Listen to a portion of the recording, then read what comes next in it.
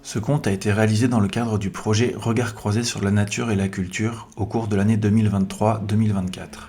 Ce projet est soutenu par le département de l'Isère et le département de Kédougou, l'Agence française de développement, ainsi que l'Académie de Grenoble et le ministère de l'Éducation sénégalais. Il est mis en place par les associations Keo et Le Corena au Sénégal et Tetractis en France.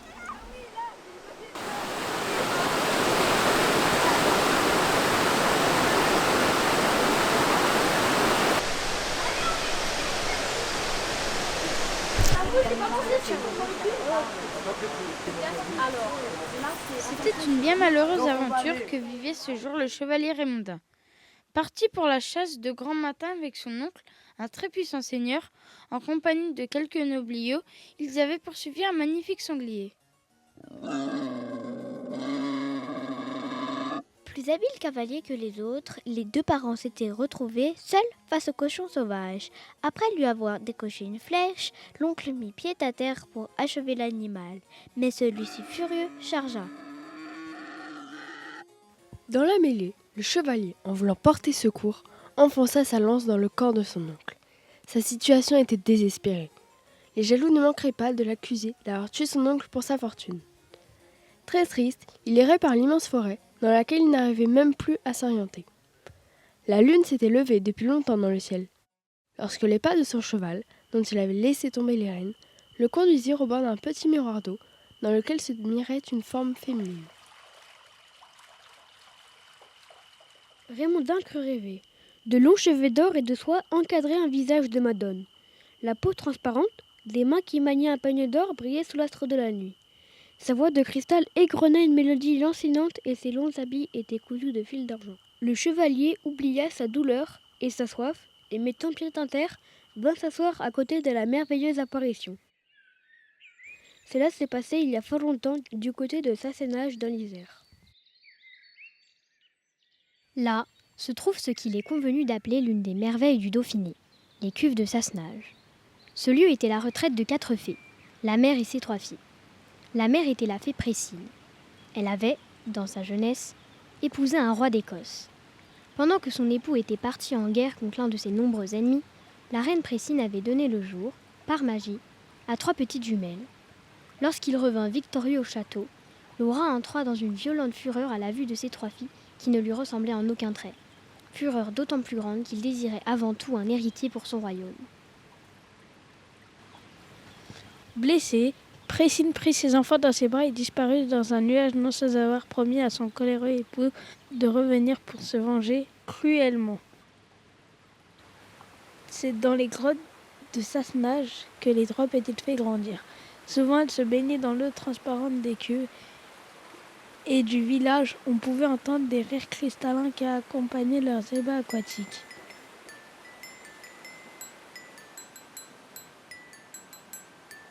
Mais leur vie n'était pas toujours rose. Le désir de vengeance de leur mère était si grand qu'elle le faisait partager à ses enfants.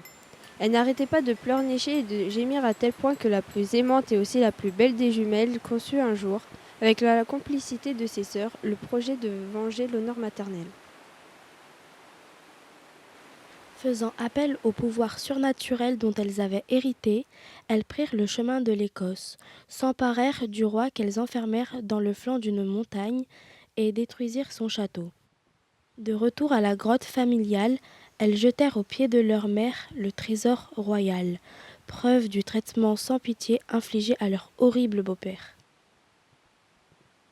À sa vue, Précine, dont le caractère était versatile et qui méjotait sans doute des projets plus venimeux encore, se mit dans une grande colère et punit ses filles d'une façon exemplaire. L'une fut condamnée à vivre dans les grottes, l'autre dans un château, et quant à Mélusine, qui était l'instigatrice du complot, sans égard pour son acte dicté par l'amour filial, sa mère lui dit: Tout en conservant tes pouvoirs, tu deviendras une femme comme les autres, sauf le samedi de chaque semaine, où le bas de ton corps jusqu'au nombril sera transformé en serpent. Garde-toi bien que quiconque te voie ce jour-là, car ce serait un grand malheur. Celui que tu épouseras fondera une puissante famille, et, grâce à toi, régnera sur de nombreux lieux. Chaque héritier de cette lignée connaîtra l'instant de sa mort, car 3 jours avant, tu apparaîtras sur les tours du château en poussant de grands cris. Va-t'en, ainsi ta vie sera-t-elle désormais liée. et Mélusine s'en alla vivre son destin. Après avoir cheminé de longues années, elle trouva le chevalier Raymondin assis à ses genoux au clair de lune. Il était triste et beau. Il lui racontait son malheur et Mélusine pressentit dans son cœur de fée qu'il était l'élu de la prédiction de sa mère.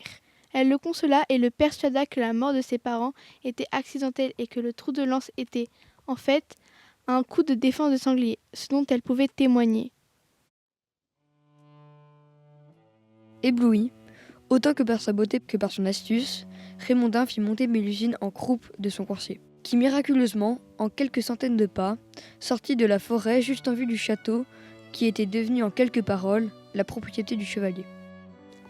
On inhuma l'oncle accidenté, et l'on célébra à quelque temps de là l'union de Raymondin et d'une fée vêtue de blanc. Il est vrai qu'en cette époque, le blanc était aussi couleur de deuil. Ils vécurent heureux et eurent beaucoup d'enfants, exactement 10. Mélusine avait fait promettre son serment à Raymondin, à présent compte qu'il ne chercherait jamais à percer le secret de ses absences. Cela ne lui plaisait qu'à moitié, mais il en retirait chaque fois un grand profit.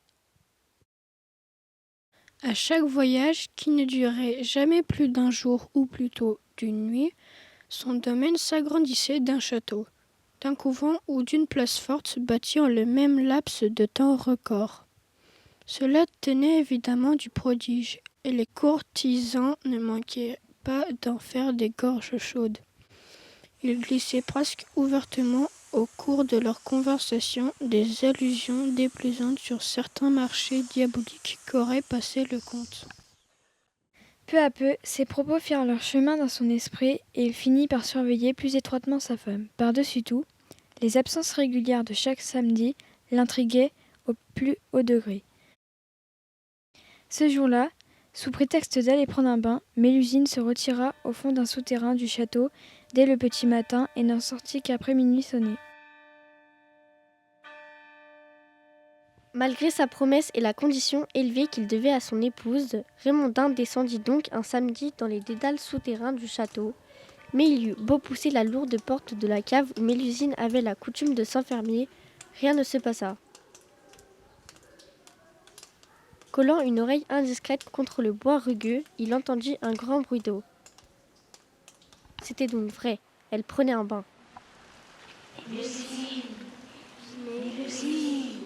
Il était presque rassuré, mais la curiosité l'emportant, il voulut voir. Sortant la dague qu'il portait au côté, il perça avec difficulté un trou dans les planches et parvint à glisser un regard à l'intérieur. La vision qu'il eut alors le paralysa d'épouvante. Dans une grande piscine de marbre s'ébattait une Mélusine, dont le corps se terminait en une longue queue écailleuse, remuant l'eau autour d'elle avec une violence inouïe. C'en était trop. Il remonta au château, le cœur rempli de noirs desseins. Évidemment, la fée avait instinctivement deviné la présence de son humain de mari. Tout était perdu à présent, et la fatale prédiction de sa mère devait s'accomplir dans son intégrité, malgré l'amour qu'elle portait à Raymondin et à sa famille. Rejoignant le comte, elle lui reprocha sa félonie en termes amers, lui rappela que, grâce à elle, il avait fondé la puissante maison de Lusignan, mais que celle-ci irait désormais vers un fatal destin. Après avoir prononcé de terribles et prophétiques paroles destinées au domaine qu'elle-même avait bâti magiquement, les bras de Mélusine se transformèrent lentement en ailes veloutées et noires comme celles d'une chauve-souris. Puis, elle s'envola par la plus haute fenêtre de la plus grande tour du château.